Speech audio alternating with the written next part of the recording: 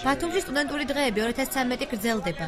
დღეს მინი ფეხბურთში ერთმანეთს 4 უნივერსიტეტის სტუდენტები შეეჯიბრნენ. 15-15 წუთიანი ტაიმების შედეგად გამარჯვებული გუნდები ერთმანეთს ფინალურ მატჩში შეხვდებიან. სტუდენტური დღეები სპორტისა და ახალგაზრდობის საქმეთა დეპარტამენტის მიერ უკვე მესამე წელია ტარდება. მომდევნო შაბათი-კვირა კალათბურსა და ბილიარდში შეჯიბრს დაეთმობა. სტუდენტური დღეები 11 მაისს გალა კონცერტით დაიხურება. გამარჯვებულ გუნდებსა და სტუდენტებს ხელადი ჯილდო და ფასიანი საჩუქრები გადაეცემათ. სტუდენტური დღეები 2013 სპონსორია ბილაინი, პუმა და ლუტეცია. ეს არის სტუდენტური დღეების მეორე სატურნირო დღე მინი ფეხბურთში უნივერსიტეტებს შორის. ეს ტურნირი დღესვე მორჩება დღესვე გამარჯვებულებს. სტუდენტური დღეები კი დასრულდება 11 მაისს.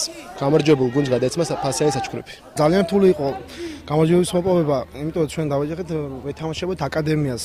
ჩვენს ყოველს პრინციპულია ეს თამაში. იმიტომ ჩვენს ბათუმის სამხედრო უნივერსიტეტი, რასაც საზღვაო წარმომადგენელი პრინციპული იყო. უკვე მესამე წელია შეჯიბრება ტარდება სტუდენტური დღეები და ფეხბურთში განსაკუთრებულად უკვე წინა გავლილი ორი შეჯიბრება შაშნა შაშანწინ ჩვენ პირველი ადგილი ავიღე და ამაშიც ვიმედოვნებთ, რომ წელსაც პირველ ადგილზე გავალთ. ყველაზე დიდი ნაბიჯი გადადგმულია დღეს, აკადემია დავამარცხეთ, ასე რომ ფინალში ვართ. ვიმედოვნებთ, ველოდებით ფინალს. გამარჯვების მეტი გვაქვს.